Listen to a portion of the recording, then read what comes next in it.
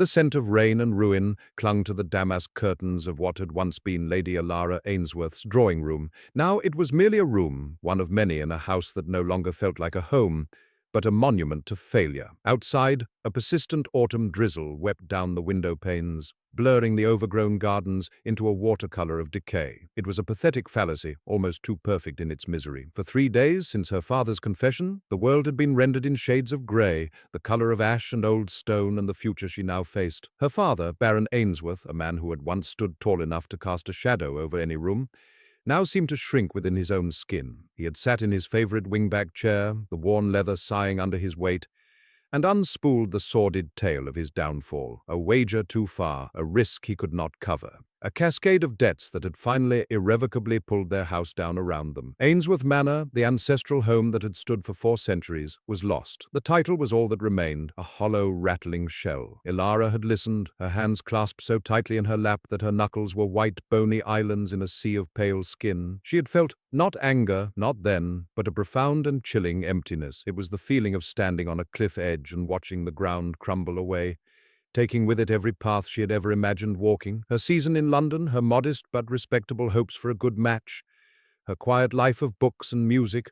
All of it had been gambled away on the turn of a card in a smoke-filled room she would never see. Now she was a commodity. At 22, with no dowry and a disgraced name, her only value lay in the purity of her lineage and the fact that she was, by all accounts, presentable. A marriage could save them from utter destitution. Not a marriage of love or even of mild affection, but a marriage of transaction. She was the price to be paid for her father's folly. The knock on the door was soft, hesitant. It was Mary, her lady's maid for the past decade, her eyes red-rimmed and full of a pity Ilara could not yet bear to acknowledge.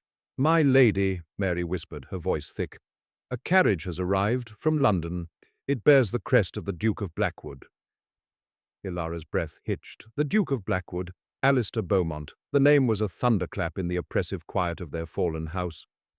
Even in the sheltered world of Ainsworth Manor, whispers of the Duke had reached them. A man of immense wealth and power, a recluse who had inherited his title under tragic circumstances. He was a widower, his young wife having succumbed to a sudden illness some 2 years prior, leaving him with a single infant daughter. He was known to be cold, remote, a man carved from the same dark stone as his ancestral fortress. He never attended balls, never entertained. He was a shadow, a spectre of the aristocracy, his name invoked in hushed, curious tones. Why would such a man send a carriage to their door? The question hung in the air, heavy with a terrifying nascent hope, a hope that felt more like a dread. Her father met the Duke's solicitor in the library, the one room that still retained a semblance of its former dignity, lined with books that would soon be sold to strangers. Ilara was summoned. She smoothed the skirt of her simple grey wool dress, a garment chosen for its modesty and lack of pretension, and entered the room. The air was thick with the smell of old paper and the unspoken weight of a business negotiation. The solicitor, a Mr. Abernathy,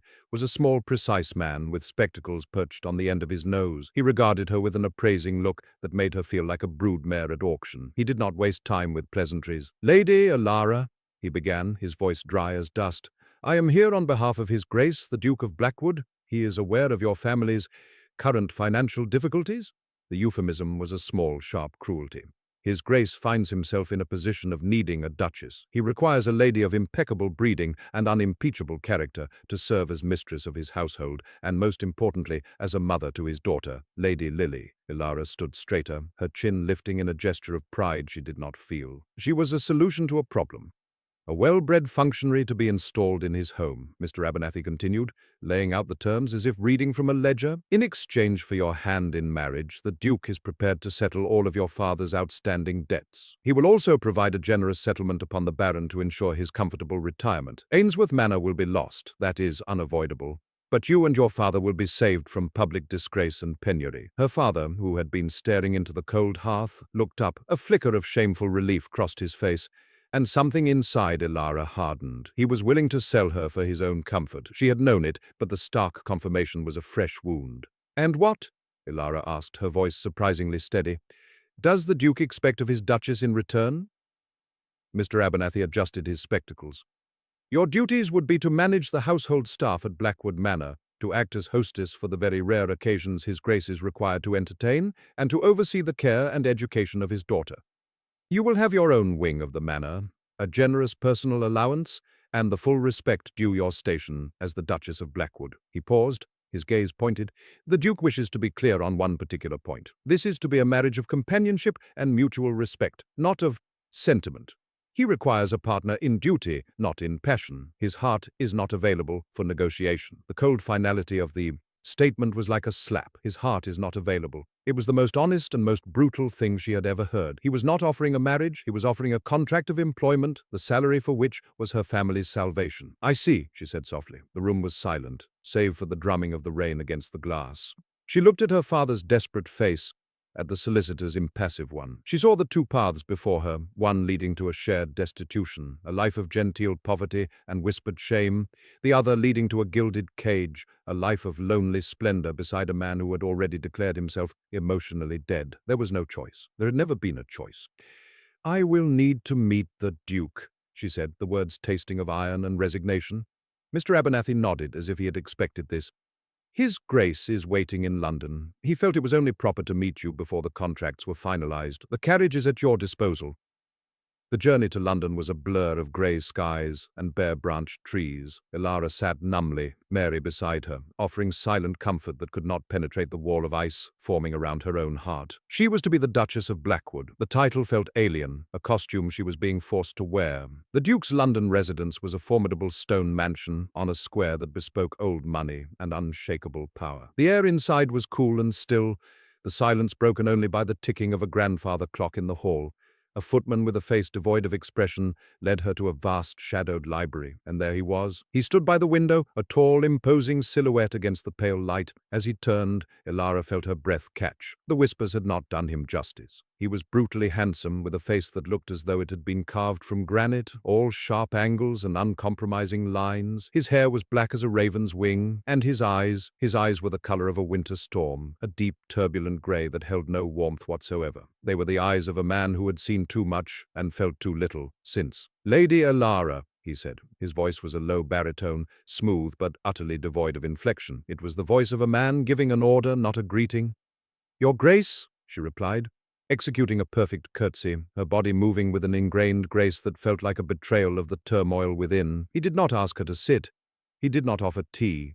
He simply watched her, his gaze intense and unnervingly direct. It felt as though he were weighing her, measuring her, assessing her worthiness for the role he had designed. "Mr. Abernathy has explained the terms of my proposal," he asked. "He has. And you find them acceptable?" The word hung between them, clinical and cold. Acceptable. Was it acceptable to trade your life for financial security? Was it acceptable to agree to a loveless existence? "They are practical, Your Grace," she answered, choosing her words with care. "And in my current circumstances, practicality is a luxury." A flicker of something, surprise, respect, passed through his frozen eyes, so fleeting she thought she might have imagined it.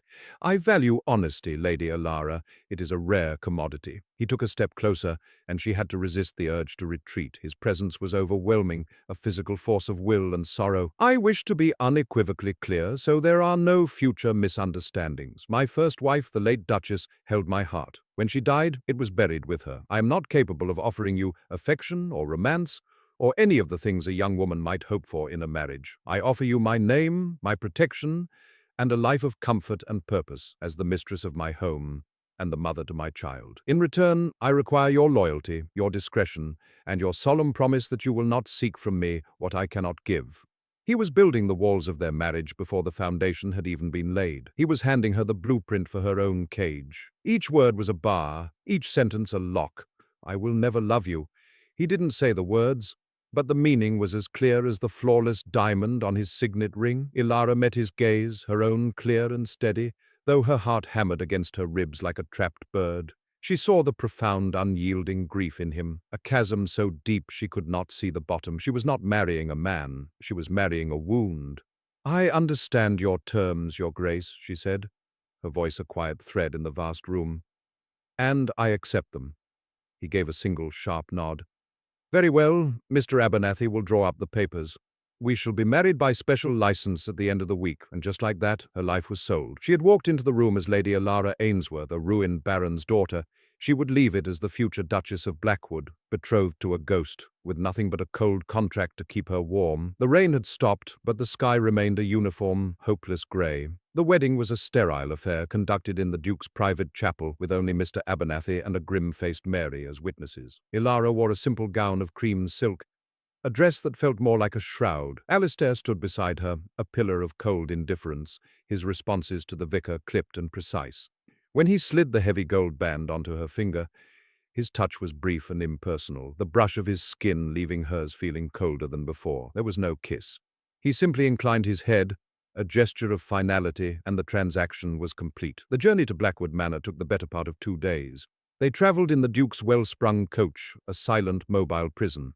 Alistair read documents from a leather portfolio for the entire duration, his attention absolute, his presence a constant, unnerving weight beside her. Ilara stared out the window, watching the rolling hills and tidy villages of the south give way to the wilder, more dramatic landscapes of the north. The sky grew heavier, the clouds seeming to snag on the jagged peaks of distant fells. The world outside the carriage window was turning as bleak and forbidding as her own future.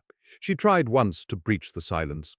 "The countryside is very beautiful here," she offered, her voice sounding thin and reedy. He glanced up from his papers, his stormy eyes briefly meeting hers. "It is practical," he said, the same word she had used in his library. "The land is fertile in the valleys. The moors provide good grazing." He then returned to his reading. The conversation terminated as cleanly as if he had shut a door in her face. Ilara felt a flush of humiliation and retreated back into her silence. She would not make that mistake again. He had drawn the lines of their relationship, and she would be a fool to try and cross them. They arrived at Blackwood Manor as dusk was bleeding into a bruised purple twilight. The carriage rumbled over a stone bridge and through a set of immense wrought-iron gates that groaned in protest. The drive snaked through a vast park of ancient brooding oaks, their bare branches clawing at the sky, and then she saw it. The manor was not a house, it was a fortress. A sprawling edifice of dark grey stone, it seemed to rise from the very earth itself, more a geological feature than a piece of architecture. Its mullioned windows were like 100 vacant eyes staring out over the desolate landscape. Towers and turrets punctuated the severe lines of its roof, giving it the aspect of a sleeping beast. A light mist coiled around its foundations, making it seem as if it were floating in a sea of grey. It was magnificent, terrifying, and utterly devoid of welcome. As the carriage drew to a halt before the massive oak doors, they swung open, spilling a rectangle of cold yellow light onto the gravel. A line of servants stood waiting in the grand entrance hall, their faces scrubbed and impassive. Alistair stepped out of the carriage and, after a moment's hesitation, turned and offered Ilara his hand. His grip was firm and cool, a purely functional gesture to assist her. As her feet touched the ground of her new home, a gust of wind swept across the courtyard, carrying with it the scent of damp earth and wood smoke. It smelled of secrets and solitude. She stepped over the threshold into the great hall. The ceiling soared 2 stories high, lost in a cathedral of shadows from which heavy tapestries hung like captured ghosts. A fire roared in a fireplace large enough to roast an ox. But its heat seemed to be swallowed by the sheer volume of the space, doing little to dispel the profound chill that permeated the very stones. The floor was black and white, marble, a chessboard on which she was a solitary, vulnerable pawn. An older woman in a crisp black dress stepped forward, her hands clasped at her waist. She had a stern but not unkind face, with intelligent eyes that missed nothing. "Your Grace," she said, dipping into a respectful curtsy. "Welcome home." "Martha," Alistair acknowledged with a nod. "This is the Duchess," he said the words, as if introducing a new piece of furniture. "She will be taking over the running of the household. See that she is given every assistance." "Of course, Your Grace," Martha replied, her gaze shifting to Ilara. There was a flicker of something in her eyes. Pity, curiosity, it was impossible to tell. "Welcome to Blackwood, Your Grace." "Thank you, Martha," Ilara said, trying to infuse her voice with a warmth she did not feel. "My daughter," Alistair said abruptly. "Where is she?" "Lady Lily is in the nursery, Your Grace. She has had her supper." "I will see her," he declared, and without another glance at Ilara, he strode towards the grand staircase, his footsteps echoing in the cavernous hall. He had not invited her. He had not suggested she meet the child for whom she was to be a mother. He had simply left her standing there, a stranger in her own home. The humiliation was a fresh, sharp sting. Martha seemed to sense it. "If your Grace would allow me, I will show you to your chambers," the housekeeper said, her tone softening almost imperceptibly. "I'm sure you are tired from your journey." Ilara simply nodded, unable to trust her voice. She followed Martha up the sweeping staircase, her hand trailing on the cold, polished oak of the banister. They walked down a long gallery lined with portraits of Alistair's ancestors. Stern-faced men and solemn women in dark velvets and stiff ruffs stared down at her, their painted eyes seeming to question her presence, to find her wanting. They were his history, his lineage. She was an outsider, a contractual obligation. Martha stopped before a set of double doors. "These are your apartments, Your Grace. They are in the East Wing. His Grace's chambers are in the West Wing." A separate wing. The physical manifestation of the emotional chasm between them. It was both an insult and a relief. The rooms were beautiful. A spacious sitting room decorated in muted tones of cream and gold, a large bedroom with a canopied bed, and a well-appointed dressing room. A fire had been lit in the hearth, and its cheerful crackle was the first welcoming sound she had heard since arriving, but the rooms felt impersonal, like a suite in a luxurious inn. There was nothing of her in them, nothing of anyone. "Your maid Mary has already unpacked your things," Martha said. "Will there be anything else, Your Grace?" "No, thank you, Martha. That will be all." The housekeeper curtsied and withdrew, closing the door softly behind her. Leaving Ilara in absolute silence, she walked to the window and looked out. The grounds were lost to the darkness, but she could see a single light burning in a window across the courtyard in the West Wing, Alistair's wing. He was in there, with his daughter, his family, and she was here, alone, the Duchess of Blackwood.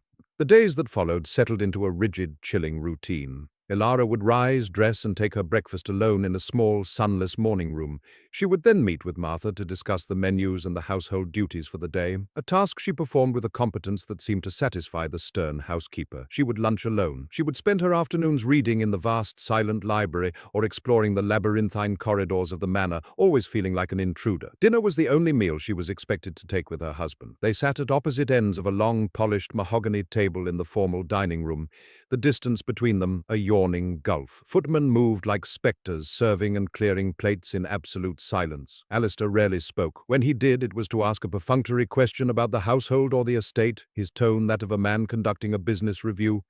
He never asked about her.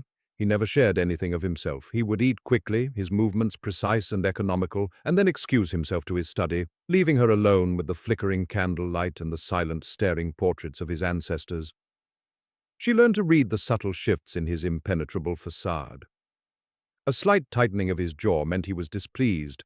A fractional narrowing of his eyes indicated deep thought. These were the only clues she had to the man behind the mask, and they were meager rations for a soul starved of connection. He was a puzzle she had no hope of solving, a locked room for which she had no key. Her most pressing duty, the one that lay at the very heart of their contract, remained unfulfilled. She had yet to properly meet Lady Lily. She had caught glimpses of the child, a small figure in the garden with her governess, a flash of a white pinafore at the end of a long hallway. She was a tiny ghost haunting the edges of Ilara's new life. After a week of this cold truce, Ilara resolved that she could wait no longer.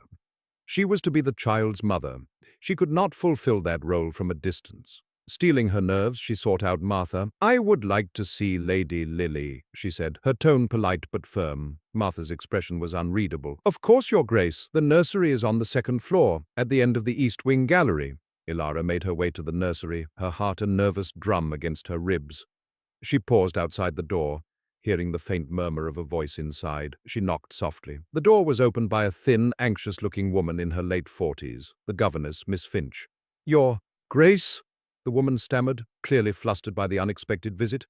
"Miss Finch, I have come to see my daughter," Ilara said, the word "my" feeling strange and presumptuous on her tongue. She stepped into the room. It was a bright, airy space filled with toys, but there was an unnerving tidiness to it, as if nothing was ever truly played with. And there, sitting on a small chair by the window, was Lady Lily. She was a miniature version of her father. She had the same raven-black hair, though hers was tied back with a simple ribbon, and the same startlingly pale skin. She was small for her 4 years, a delicate, doll-like creature. When she looked up, Ilara felt a pang in her chest. The child's eyes were Alistair's, the same stormy grey, but in her they were not cold. They were filled with a profound and heartbreaking wariness. "Lily, dear, this is the Duchess," Miss Finch said, her voice strained. "Say hello to the Duchess." Lily said nothing. She simply stared at Ilara, her small hands clutching a worn, stuffed rabbit. She looked from Ilara's face to her hands, to her dress, her gaze analytical and deeply untrusting. Ilara's carefully prepared words of greeting died in her throat. She could not treat this child like a duty. She knelt down, bringing herself to Lily's level, ignoring the protest of her stiff silk dress. "Hello, Lily," she said softly. "That is a very handsome rabbit. Does he have a name?" The child's eyes widened slightly at being addressed so directly. She clutched the rabbit tighter and gave a tiny, almost imperceptible shake of her head. "No name?" Ilara smiled gently. "Well, he looks very brave. Perhaps he should be called Hector or Lancelot."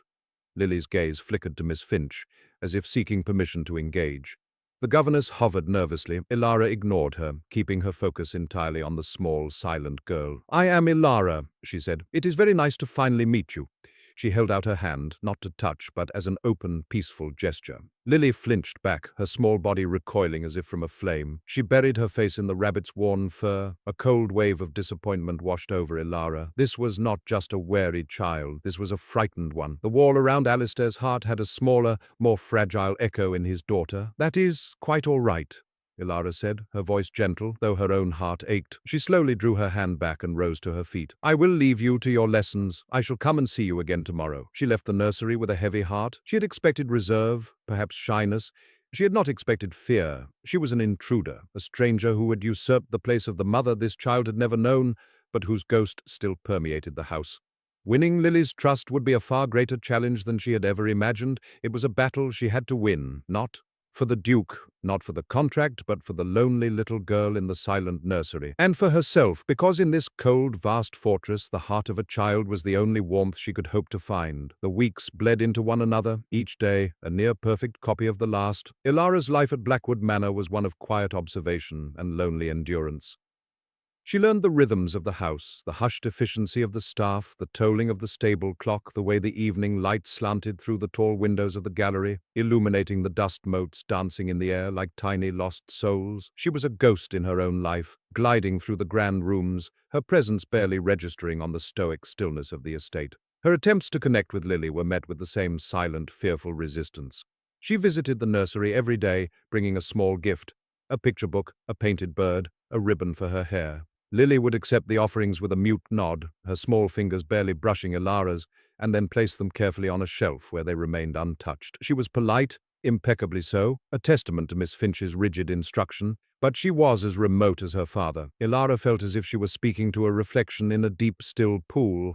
Her words and gestures created ripples, but they never reached the bottom. It was during one of her solitary afternoon wanderings that she found it. At the far end of the east lawn, partially obscured by a stand of overgrown rhododendrons, was a high stone wall, its surface covered in a thick blanket of ivy. Set into the wall was a heavy oak door, bound with rusted iron straps and fastened with a large corroded lock. It looked as though it had not been opened in years. Curiosity, a feeling she had not experienced in months, stirred within her. She ran her fingers over the rough wood. It was a door to a secret place. Later that day she sought out Martha. "Martha, there is a walled garden on the east side of the grounds," she began, choosing her words carefully. "The gate is locked." The housekeeper's face, usually so placid, tightened. A shadow passed over her features. "Aye, Your Grace, that is the late Duchess's garden. It has been locked since she passed." The late Duchess, Isabella, the woman whose memory was a constant, invisible presence in the house, the woman who held the key to her husband's heart, even in death. "It was her private place," Martha continued, her voice softening with a memory. "She loved it more than any room in this house. Spent hours in there. She designed it herself, from the first path to the last rosebush. His Grace, he could not bear the sight of it after she was gone. He ordered it locked." Ilara pictured it, a garden, once loved, now left to decay, a living thing sealed away, a mirror to the heart of the man who had ordered it so. The symbolism was so potent it made her ache. An idea, bold and perhaps foolish, began to form in her mind. It was a project, something to do, something to create, not just manage, something to bring back to life. "I would like the key, Martha," Ilara said. Martha looked aghast. "Your Grace, I cannot. The Duke's orders were explicit." "The Duke is my husband," Ilara stated, her voice quiet but firm. "And I am the new Duchess of Blackwood. This house and its grounds are now under my care. A garden should not be a tomb." The housekeeper stared at her, a conflict of loyalty and reason in her eyes. Ilara held her gaze, unwavering. She was not challenging Alistair's grief, but she would not allow it to hold the entire estate in its cold, dead grasp. Finally, with a sigh of resignation, Martha nodded. "The key is with Mr. Croft, the head groundskeeper. I cannot give you the order to take it, Your Grace, but I will not stand in your way if you ask him for it. It was a small victory, but it felt monumental. It was the first decision she had made that was truly her own, the first time she had pushed back against the suffocating stasis of Blackwood Manor. She found Mr. Croft, a gnarled man with soil ingrained in the lines of his hands, sharpening shears in a potting shed. He was wary when she made her request, his loyalty to the Duke clear in his reluctance. But Ilara was persistent. She did not command, she persuaded. She spoke of the waste of such a place, of the beauty left to rot. She spoke of it not as a right, but as a hope. Eventually, he relented. He wiped his hands on his trousers and led her to a dusty board in the back of the shed, from which hung a single large ornate iron key. He took it down and placed it in her palm. It was cold and heavy, the weight of a forgotten promise. "It'll be a wild mess in there, Your Grace," he warned. 2 years of neglect. "I am not afraid of a little wilderness, Mr. Croft," she replied. Returning to the gate, key in hand, felt like a pilgrimage. The lock was stiff with rust and disuse. It took all her strength to turn the key, the grating screech of metal on metal echoing in the quiet air.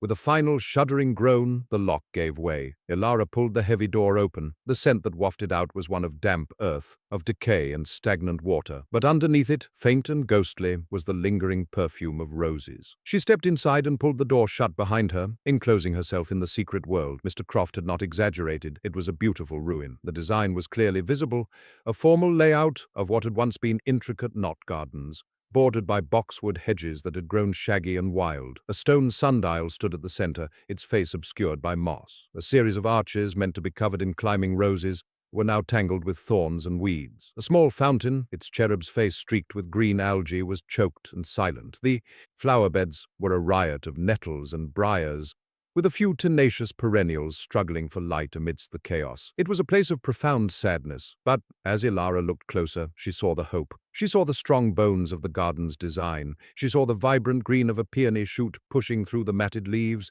She saw a single defiant red rose, a survivor blooming on a thorny, overgrown cane. This would be her sanctuary, her purpose. She would not just restore a garden, she would reclaim a piece of this house for the living.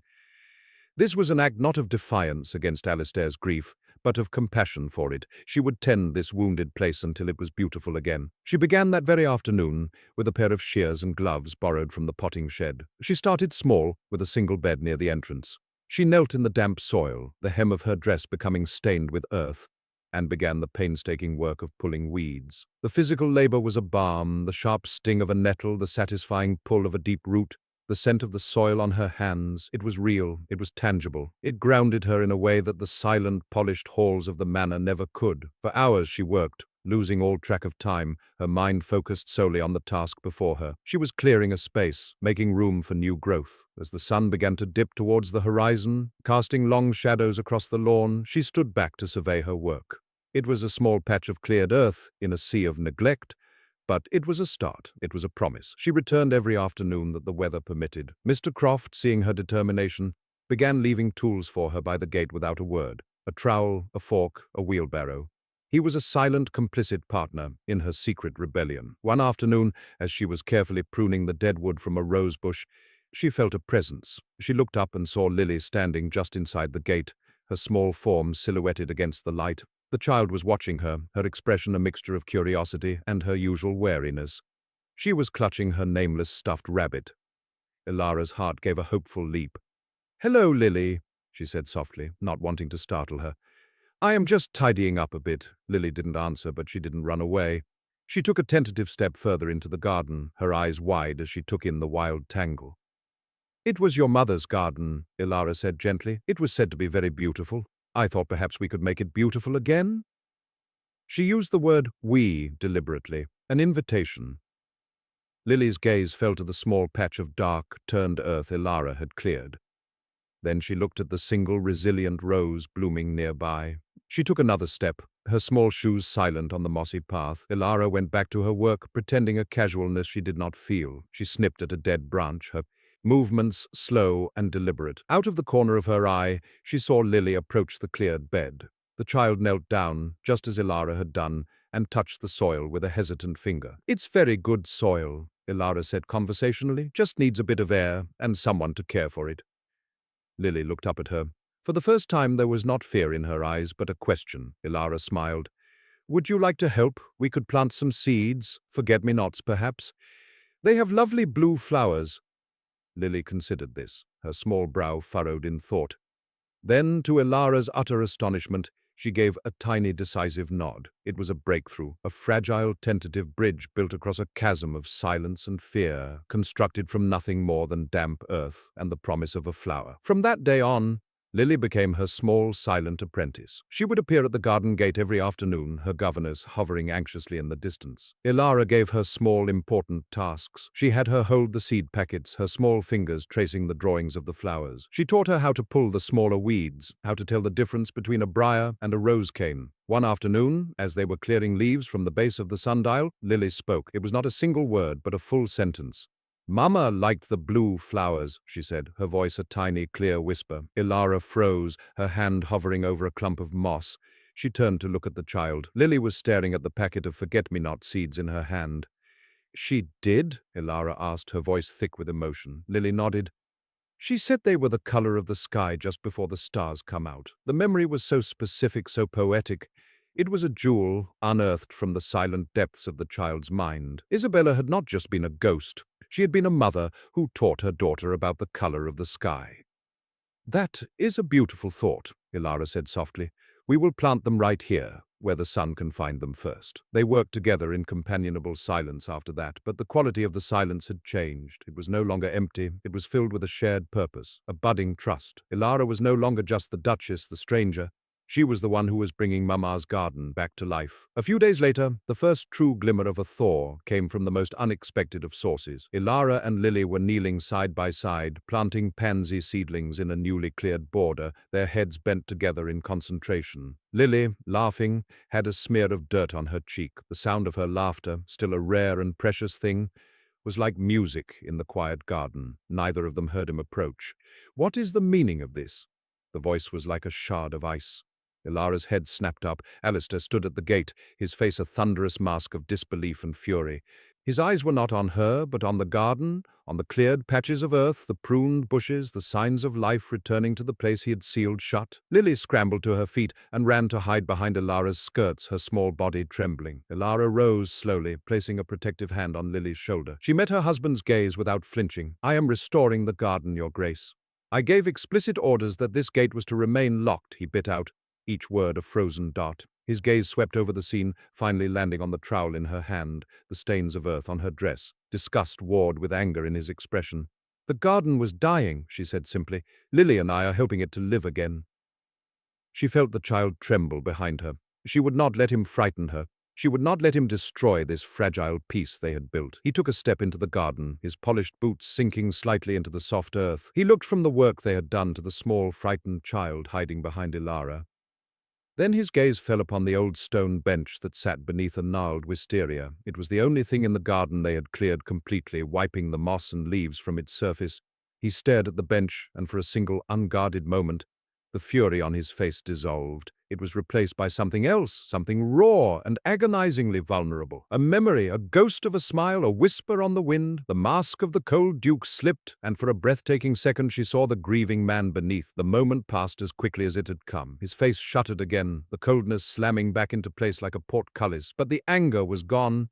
It had been replaced by a deep, weary emptiness. He turned without another word and walked away, his back ramrod straight. He did not order her to stop. He did not demand the key be returned. He simply left them there in the resurrected garden, the unspoken battle over. Ilara let out a breath she hadn't realized she was holding. Her knees felt weak. He had seen and he had not forbidden it. It was not approval, not permission, but it was an acquiescence, a concession. It was a crack in the ice, a tiny, fragile glimmer of hope in the long, cold winter of Blackwood Manor. That evening, a letter arrived on a silver tray. It was from Alistair's late wife's sister, Lady Beatrice Vance, announcing her intention to visit. She would be arriving within the week, too, as she put it. "Spend some time with my darling niece and see how the household fares under its new management." The words were coated in a cloying sweetness that did not quite conceal the sharp edge of scrutiny beneath. The brief truce Ilara had won in the garden felt suddenly perilously fragile. The first test of her new, uncertain standing was about to begin. Lady Beatrice Vance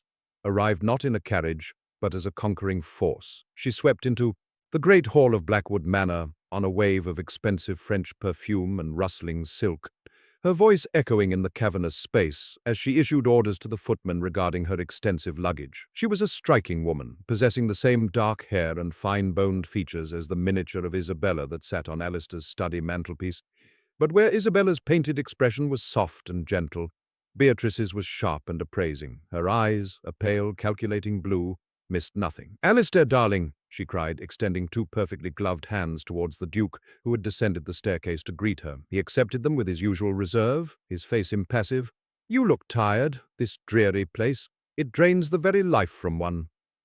Her gaze then fell upon Ilara, who stood slightly behind her husband. Beatrice's smile did not falter, but her eyes conducted a swift, dismissive inventory of Ilara's simple day dress. "And you must be the new Duchess. Ilara, is it? Such a quaint name." She offered a cool, limp hand. "I am Lady Beatrice Vance. Isabella was my sister." The statement was not an introduction, it was a claim of territory. "I belong here, you do not." Ilara met her gaze steadily. "Lady Beatrice, welcome to Blackwood." The subtle emphasis on the word welcome was not lost on Beatrice. A flicker of annoyance crossed her features before being smoothed away by her practiced social smile. The true battlefield, however, was the nursery. Beatrice descended upon it like a hawk. "Lily, my precious angel," she exclaimed, sweeping the child into a hug that was more performative than affectionate. Lily, accustomed to the quiet of her life with Miss Finch and Ilara, stiffened in her aunt's embrace. Beatrice immediately began to undermine Ilara's fragile progress. She showered Lily with extravagant gifts, a porcelain doll with an unnervingly blank face, a dress of such frilly complexity it was entirely impractical for a child. She would constantly invoke her sister's memory, turning Isabella into an impossible, saintly ideal. "Oh, your mother adored dolls with real hair," she would say, pointedly ignoring the simple wooden toys Ilara had carved for the child, or, "Isabella would have dressed you in French lace, my love, not these plain little frocks."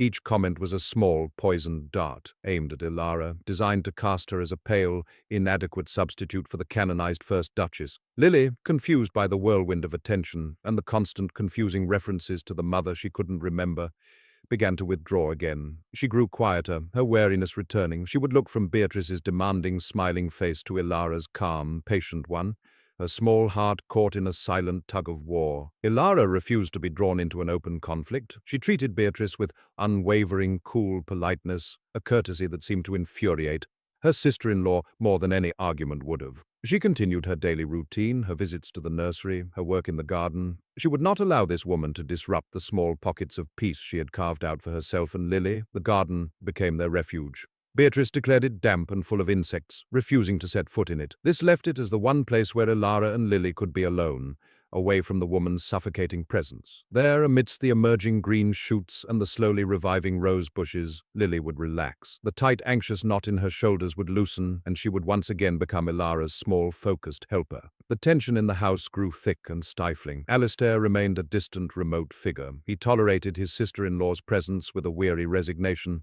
retreating to his study for longer and longer periods. He seemed oblivious to the subtle war being waged under his roof, or perhaps he simply chose not to see it. Dinners became an exercise in strained civility, with Beatrice dominating the conversation with gossip from London and thinly veiled criticisms of the way Blackwood was being run. "The cook seems to have forgotten Isabella's recipe for pheasant, Alistair," she would sigh.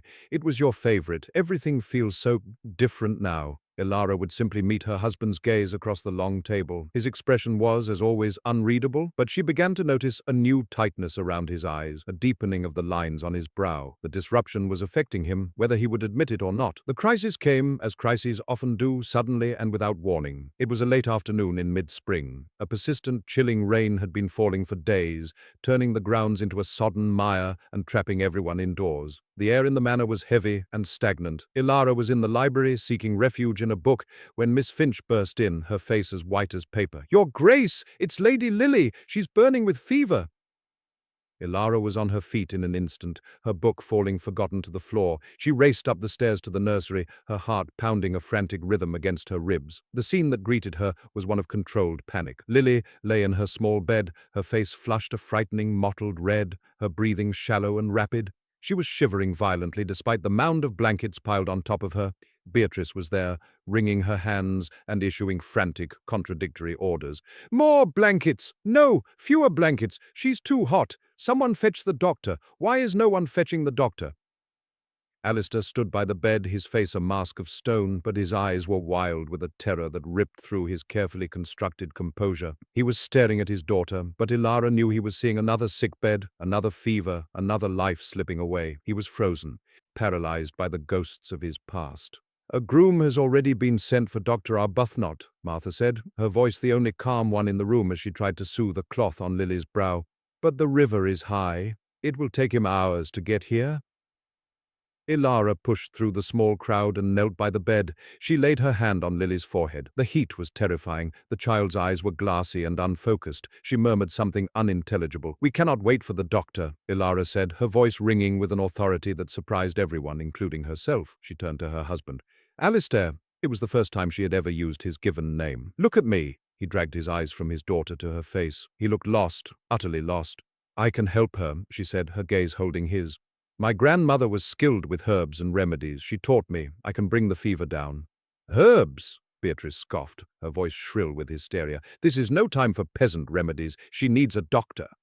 "The doctor is not here," Ilara snapped, her patience finally breaking. She turned back to Alistair, her voice softening again, urgent and pleading. "Trust me, please." She saw the war in his eyes, the desperate need to do something versus the ingrained skepticism and the paralyzing fear. He looked at his daughter, gasping for breath, and then back at Ilara, her face calm and resolute. He gave a single sharp nod. It was all the permission she needed. She took command of the room. "Martha, I need boiling water and fresh linens, and bring me the basket of herbs I gathered from the woods last week, the willow bark, the yarrow, and the chamomile. Miss Finch, remove these heavy blankets. We need to cool her body, not trap the heat. Dampen cloths with cool water and place them on her forehead and wrists." "Lady Beatrice," she said, her voice level and cold, "you are upsetting the child. Please wait downstairs."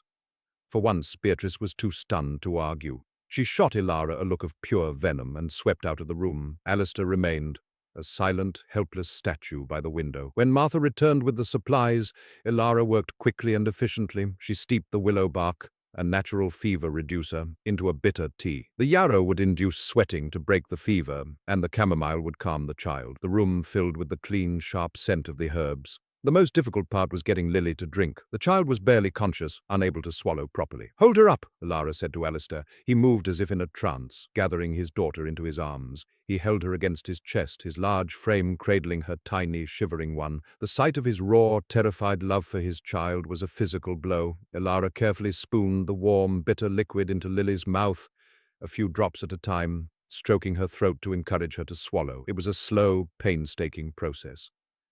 All the while she spoke to the child in a low, soothing murmur. "It's all right, little bird. Just a little more. This will make you feel better. We're right here."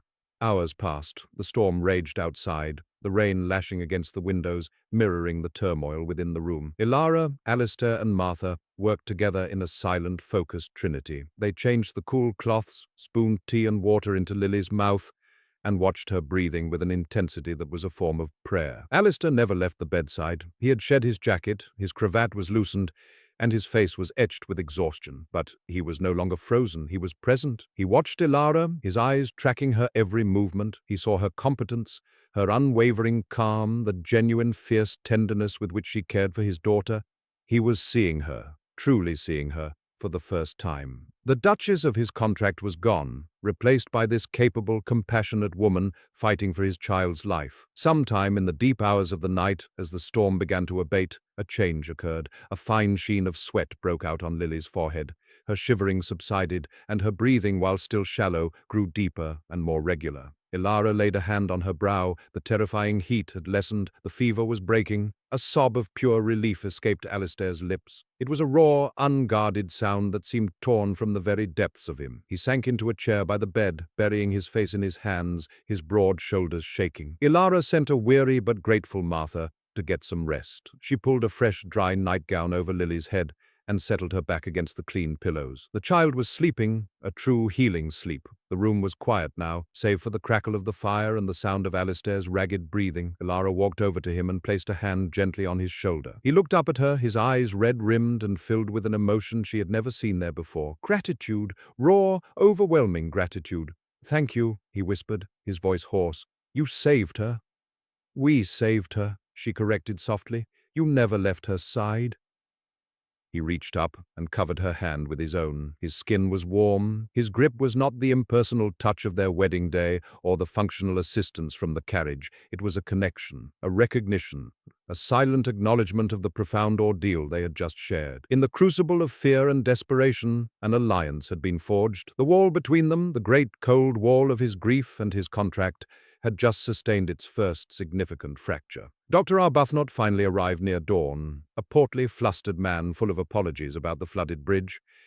After examining a sleeping Lily, he pronounced the fever broken and the danger past. He looked at the remnants of herbs in a bowl on the bedside table, and then at Ilara with a new, grudging respect. "Whatever you did, Your Grace," he said, packing his bag, "it worked. She is a very lucky little girl."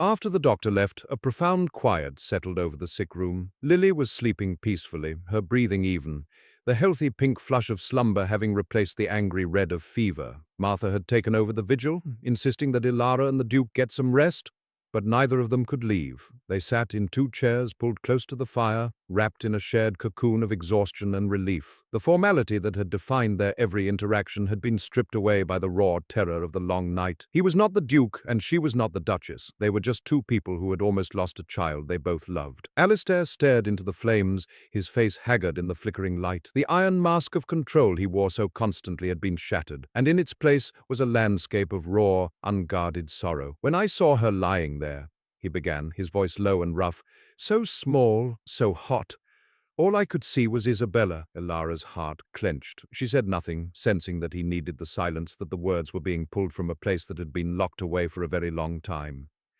"The official story," he continued, his gaze still fixed on the fire, "is that she caught a fever. A sudden inflammation of the lungs. It was quick, merciful. That is what I told her family. It is what the world believes." He gave a short, bitter laugh that held no humor. "It was a lie, a kindness, I told myself, a way to protect her memory." He finally turned to look at Ilara, and the desolation in his eyes was a chasm. "The truth is far crueler. She was with child again, a son. We were ecstatic, the heir I had so desperately wanted, a brother for Lily." He paused, swallowing hard, the memory of physical pain. "The pregnancy was difficult from the start. The doctors warned her to be careful, to rest, but Isabella, she was like sunshine. She couldn't be still. She had so much life in her." A ghost of a smile touched his lips, a fleeting shadow of a happier time. "She was designing the new nursery, arguing with me about names. She was convinced he would have my eyes." The smile vanished. "I was called away to London, some tedious parliamentary business I can no longer even remember. I was meant to be gone a fortnight. I argued with her before I left. I told her she was doing too much, that she needed to stay in bed. She laughed and told me I was a worrier. She promised she would be careful." His voice broke on the last word. "The message came a week later. She had gone into labor, far too early. I rode for 2 days without stopping. I rode 3 horses to their deaths. But I was too late." He squeezed his eyes shut, but a single tear escaped, tracing a path through the exhaustion on his cheek. Ilara's own eyes burned with unshed tears, for him, for the wife he had lost, for the baby who never drew breath. "She was gone," he whispered. "The baby, our son, was gone too. The doctor said it was a hemorrhage, an agony she endured for hours. And I wasn't here." The self-loathing in his voice was a terrible, corrosive thing. "She died alone, in pain, calling for me, and I was in London debating some meaningless trade bill." Now Ilara understood. It wasn't just grief. It was a profound, soul-deep guilt. He did not just mourn his wife, he believed he had failed her in the most fundamental way. "That is why I locked the garden," he said, his voice barely audible. "It was her heart's delight. Every flower, every path was a reflection of her. After she was gone, I couldn't look at it. It felt like a monument to my failure. Every blooming rose was an accusation. So I locked it away. I locked everything away." He finally looked at Ilara, his gaze clear and filled with a terrible, dawning clarity. "I tried to turn my heart to stone, Ilara. I thought if I could not feel, I could not fail again. I could not lose again. I made a vow to her, to myself, that I would never love anyone again, because love for me meant pain and loss. It meant failure." He had not just closed his heart, he had condemned himself to a prison of his own making, with his guilt as the jailer. The coldness, the distance, the rigid contract of their marriage, it was all a desperate, misguided attempt at self-preservation. Ilara's heart ached with a wave of overwhelming compassion that was so powerful it almost stole her breath. She saw him now not as the cold, remote Duke, but as a man drowning in a grief so immense it had shaped his entire world. She moved from her chair and knelt before him on the hearthrug, taking his cold hands in her own. "Alistair," she said, her voice soft but firm, "listen to me. You did not fail her. You loved her. You were where you were needed, doing your duty. You could not have known what would happen." "I should have been here," he insisted, his voice raw. "Perhaps," she conceded gently, "but your presence might not have changed the outcome, and punishing yourself for the rest of your life will not bring her back. It will only succeed in destroying the man she loved." She looked into his haunted eyes. "You haven't turned your heart to stone. If you had, you would not have felt that terror for Lily tonight. You would not be feeling this pain now. Your heart is not dead, Alistair. It is only wounded." His breath hitched, and he stared at her as if seeing her for the first time. He saw not a contractual duchess, not an intruder, but a woman of deep strength and even deeper compassion. A woman who looked at his ugliest wounds and was not repulsed, but moved to heal them. Slowly, hesitantly, he raised a hand and cupped her cheek. His touch was feather-light, trembling slightly. It was a gesture of such profound, tentative intimacy that it sent a shockwave through her entire being. The calloused skin of his palm was a stark contrast to the softness of her face. It was the touch of a man reaching out from the darkness, seeking light. He searched her eyes, his own stormy grey filled with a maelstrom of emotions, grief, gratitude, and something new, something fragile and full of wonder. He had built his walls so high to keep the world out, but this quiet, resilient woman had not tried to storm them. She had simply planted a garden at their base, tended it with patient care, and waited for the life within to answer. He leaned forward, his movements slow, giving her every opportunity to pull away. She did not move. She held his gaze, her own heart hammering against her ribs, a wild, hopeful drumbeat in the quiet room. When his lips met hers, it was not a kiss of passion, but of absolution. It was gentle, questioning, a whisper of a touch. It tasted of salt from his tears, and of a sorrow so deep it was almost sweet. It was a kiss that acknowledged the past, a shared grief for all that was lost.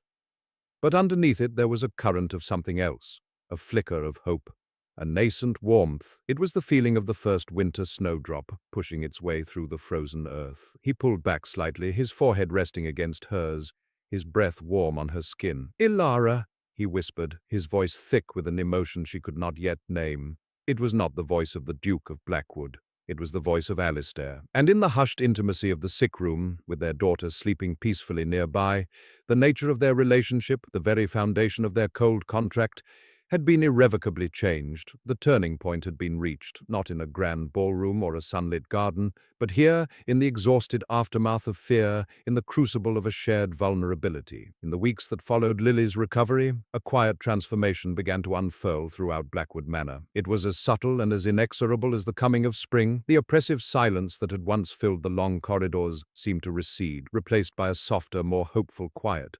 The staff, who had moved like anxious shadows, seemed to breathe a little easier, their faces less guarded. The change emanated from the master and the new mistress of the house, a subtle shift in the gravitational pull that held their small world in orbit. The kiss in the sick room had not been spoken of, but it lingered between them, a silent, shimmering presence. The rigid formality of their interactions had dissolved, replaced by a tentative, watchful intimacy.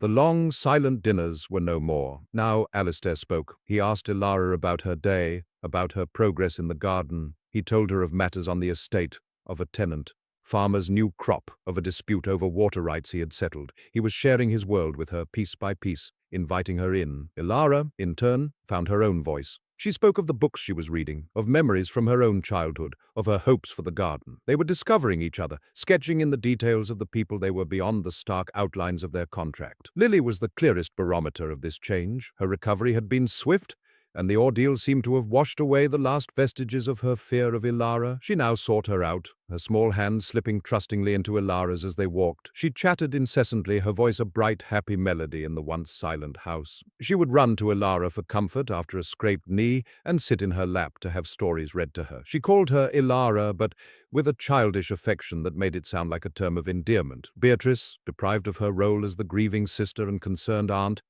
had departed in a huff a few days after Lily's recovery. "The air in this place is positively morbid," she had declared, her parting shot a mixture of frustration and defeat. "I shall return to the civility of London." Her absence left a clean, fresh space in the atmosphere of the house, like the air after a thunderstorm. The garden became the heart of their new, fragile family. It was thriving under Ilara's and Lily's devoted care. The shaggy boxwood hedges were now neatly clipped, the paths cleared of moss and weeds. The fountain, cleaned and repaired by a willing Mr. Croft, bubbled cheerfully, its water sparkling in the spring sunlight, and the flower beds were a riot of color. The forget-me-nots they had planted had bloomed into a carpet of brilliant blue around the base of the sundial. Pansies, columbines, and irises lifted their faces to the sun. The rose bushes, pruned and fed, were covered in fat, promising buds. Alistair began to join them there. At first, he would simply stand at the gate watching them work, his expression thoughtful. The garden was no longer a place of pain for him, but a place of healing. He was not looking at a monument to his failure, but at a testament to his wife's resilience. Ilara had not erased Isabella's memory. She had honored it by bringing her creation back to life. Then, one sunny afternoon, he walked in and took the heavy watering can from Ilara's hands. "Allow me," he said, his voice quiet. He moved through the garden, watering the thirsty plants with a careful, steady hand. Lily ran to him, grabbing his leg. He reached down and lifted her into his arms, her laughter echoing in the warm air. He looked at Ilara over his daughter's head, a small, genuine smile touching his lips. It transformed his stern face, chasing away the shadows and revealing the handsome, vital man who had been buried for so long. Ilara's heart swelled with a feeling so powerful, so achingly sweet that it felt like its own kind of pain. It was love, unbidden, unexpected, and utterly overwhelming. She loved this broken, grieving man who was slowly, painstakingly finding his way back to the light. She loved the way his eyes softened when he looked at his daughter, the rare, dry wit that was beginning to surface in their conversations, the quiet strength that had been there all along, hidden beneath his sorrow. She had come to Blackwood expecting a life of cold duty, and instead she had found a home for her heart. A few days later, he sought her out in the garden. She was on her knees, tending to the rose bushes that lined the south-facing wall. These were Isabella's favorites, Martha had told her, a variety called Souvenir de la Malmaison, with pale blush-pink blossoms and an intoxicating scent. They were just beginning to open, their petals unfurling like silken secrets. He stood watching her for a long moment, his hands clasped behind his back. The late afternoon sun cast a golden glow over the garden, illuminating the vibrant colors and catching the spray from the fountain in a shower of tiny rainbows. "It's beautiful," he said, his voice filled with a quiet awe. "I had forgotten how beautiful it could be." Ilara sat back on her heels, wiping a smudge of dirt from her cheek with the back of her glove. "It always was beautiful," she replied softly. "It just needed someone to see it." He walked over and knelt in the grass beside her, his fine wool trousers bedamned. The gesture was so natural, so easy, that it spoke volumes about how far they had come. He reached out and touched the velvety petal of a newly opened rose. "When Isabella died," he began, his voice low and steady, no longer ragged with the raw pain of his confession, but imbued with a sad, gentle acceptance, "I made a promise. I swore on her memory that I would never allow myself to feel this way again. I believed that to love another would be to betray her. To be happy would be to dishonor her grief." He turned his gaze from the rose to Ilara's face. His stormy gray eyes were clear, and in their depths she saw an emotion that made her breath catch. "I was wrong," he said simply. "I have spent 2 years honoring her death. You, Ilara, have honored her life. You have brought light and laughter back to this house. You have given my daughter back her childhood. You have tended this garden, and in doing so you have tended my heart, a place I thought was barren forever." He took her gloved hand in his fingers wrapping around hers, strong and sure. "The vow I made was the vow of a broken man who thought he had nothing left to lose. But I do have something to lose. I have everything to lose. Because in my foolishness, in my blind grief, I did not account for you." He lifted her hand and pressed his lips to her dirt-stained glove, a gesture of profound reverence. "I cannot keep my vow, Ilara. I have broken it in every way. I have come to admire you, to respect you, to rely on you. And somewhere along the way, without my consent, without my even noticing until it was too late, I have fallen in love with you." The words hung in the fragrant air, more beautiful than the scent of the roses, more vibrant than the colors of the flowers. They were the words she had longed to hear, the words she had never, ever expected. Tears welled in her eyes, blurring the sight of his handsome, earnest face. "I love you, Ilara," he repeated, his voice thick with emotion. "Not as a replacement for what I lost, but as the woman who has shown me that my heart was not buried, but merely asleep. You have woken me up, and I know I have no right to ask it after the cold bargain I forced upon you, but I must. Is it possible that you could ever feel the same for me?" A tear spilled over and traced a path through the grime on her cheek. She gave a watery laugh, a sound of pure, unadulterated joy. "Oh, you foolish man," she whispered, her voice trembling. She pulled off her glove and cupped his face, her bare hand warm against his skin. "I have loved you for weeks. I love you more than I ever thought it was possible to love anyone." The relief that washed over his face was so profound it was like watching the sun break through the clouds after a long storm. He leaned in and kissed her, and this time there was no sorrow, no hesitation. It was a kiss of pure joy and profound love, a kiss of beginnings, not endings. It was a kiss full of promises, made not in a sterile solicitor's office, but here, in the heart of a blooming garden, with the scent of roses and damp earth all around them. He pulled back, his eyes shining. "I swore I'd never love again," he murmured against her lips. "How could I have known I'd find my whole world in a woman I first saw as just a practical arrangement?" She smiled, her heart so full it felt it might burst. "Our contract did not account for forget-me-nots," she said softly. He laughed, a true deep laugh that made the whole garden seem brighter. He pulled her to her feet and into his arms, holding her tightly against him. They stood there for a long time, two solitary figures who had found each other in the darkness, now standing together in the warm golden light. Their future as full of promise as the thousand unopened buds that surrounded them. Their newfound happiness settled over Blackwood Manor like a warm blanket. The last vestiges of shadow and sorrow seemed to retreat, banished by the sound of laughter in the hallways and the sight of the Duke walking hand in hand with his Duchess in the gardens. They were no longer two separate entities living under one roof, but a unit, a partnership built on a foundation far stronger than their original contract. They were a family. Alistair was a changed man. The transformation was startling. The cold, remote Duke was gone, replaced by a man who was warm, attentive, and surprisingly playful. He would engage in mock sword fights with Lily, using sticks for foils, his deep laughter echoing through the park. He would steal Ilara away from her household duties for impromptu walks, his arm possessively around her waist. He read poetry to her in the evenings by the fire, his rich baritone giving life to the words. He was, she discovered, a man of deep passion and intellect, qualities he had kept locked away for so long. Their love was a quiet, profound thing, nurtured in the shared spaces of their life. It was in the way he looked at her across the dinner table, his eyes full of a love so potent it made her blush. It was in the way she would place a hand on his arm as he worked on his estate papers, a silent gesture of support. Their first, tentative kiss had blossomed into a deep physical intimacy that was both a discovery and a homecoming, a final, complete merging of their lives. But the world outside their idyllic bubble had not forgotten them. A letter arrived, once again bearing the elegant, spidery script of Lady Beatrice Vance. She announced her impending return to Blackwood, ostensibly to celebrate Lily's 5th birthday. "I simply cannot bear to be away from my precious niece on such an important day," she wrote, "and I am so eager to see for myself the improvements I have heard so much about." Alistair read the letter with a frown. "She is not coming to celebrate," he said, his tone grim. "She is coming to inspect, to judge."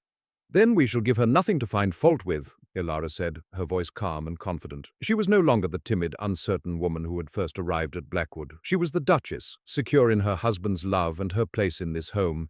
Beatrice's arrival was, as before, a grand affair.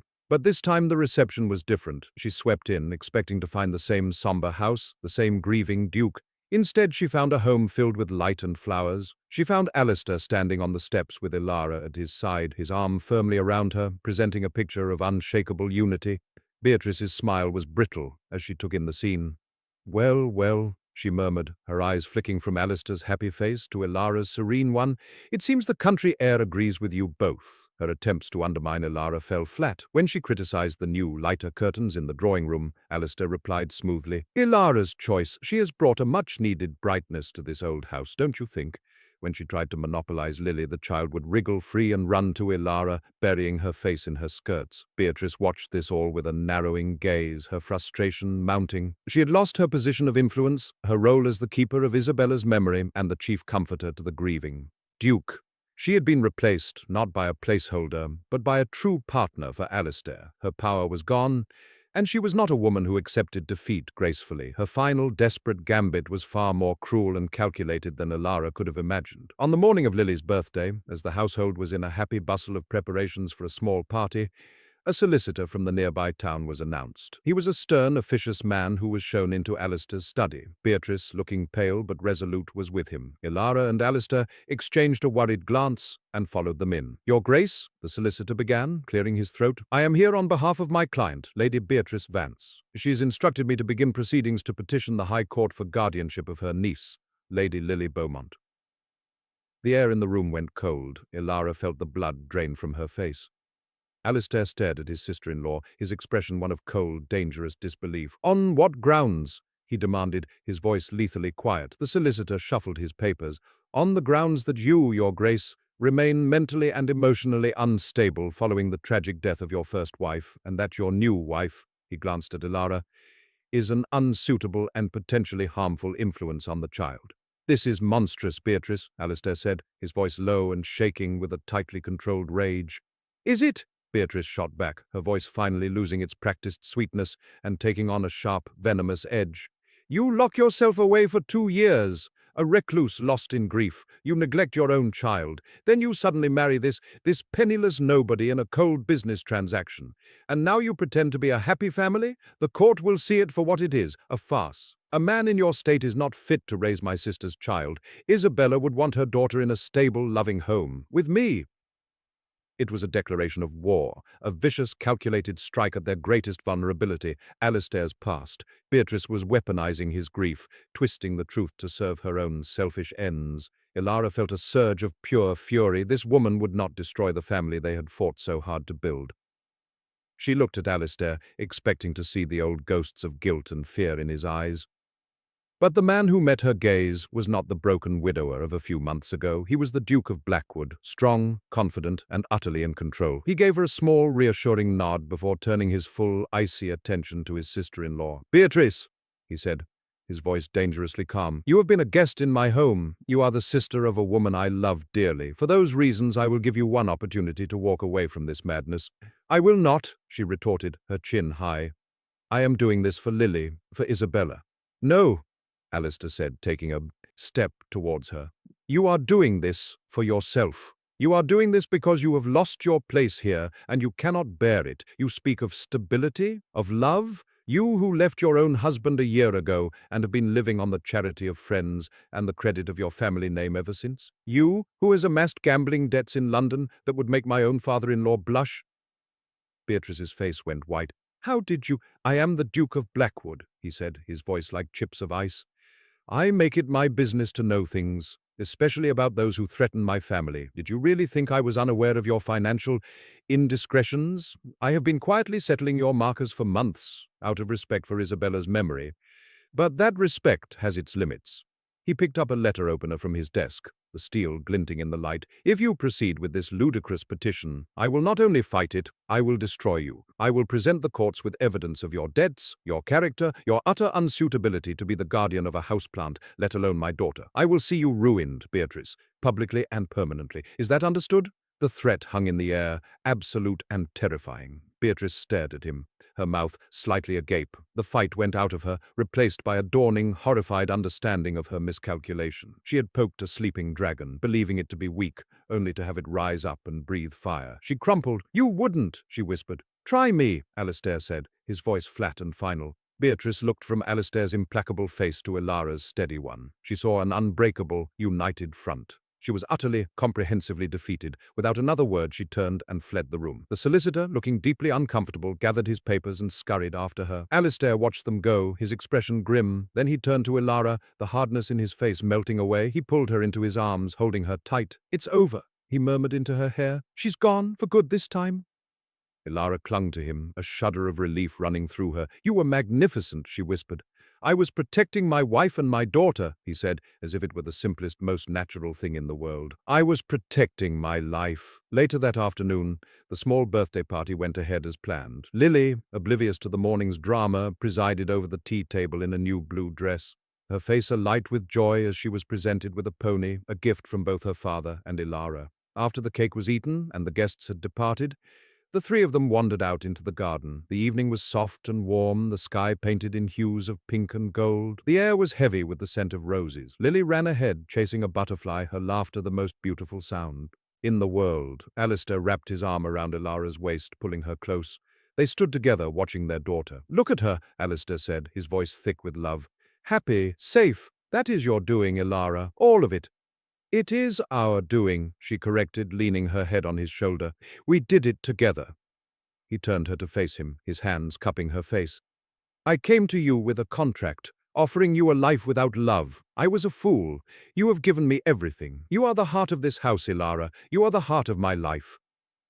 He kissed her, a long, deep kiss that spoke of shared battles and a future filled with peace and love.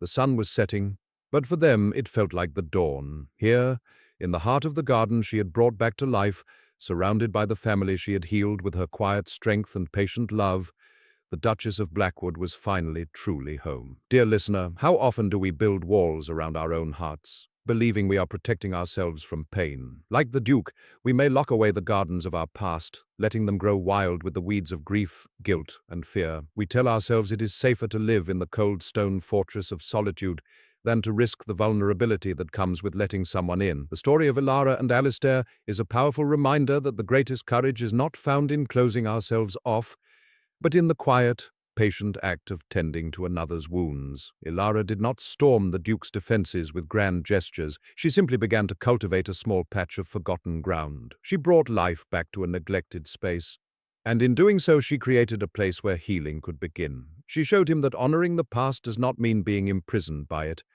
and that a heart, no matter how wounded, is capable of blooming again. Perhaps there is a neglected garden in your own life, or in the life of someone you care about, a place that has been locked away and left to wither. It may seem like a ruin, a place of sadness beyond repair. But remember, Ilara, remember that even in the most desolate wilderness, the seeds of hope can survive. The smallest act of care, a listening ear, a gentle word, a shared moment of purpose, can be the key that opens the gate. It can let in the light. It can be the start of everything. True strength isn't in the height of the walls we build, but in the courage to plant a single flower at their base. Thank you for joining me for this story. If you enjoyed this journey of love and healing, please consider liking, sharing, and subscribing for more tales that touch the heart. Your support allows us to continue bringing these stories to life. Until next time.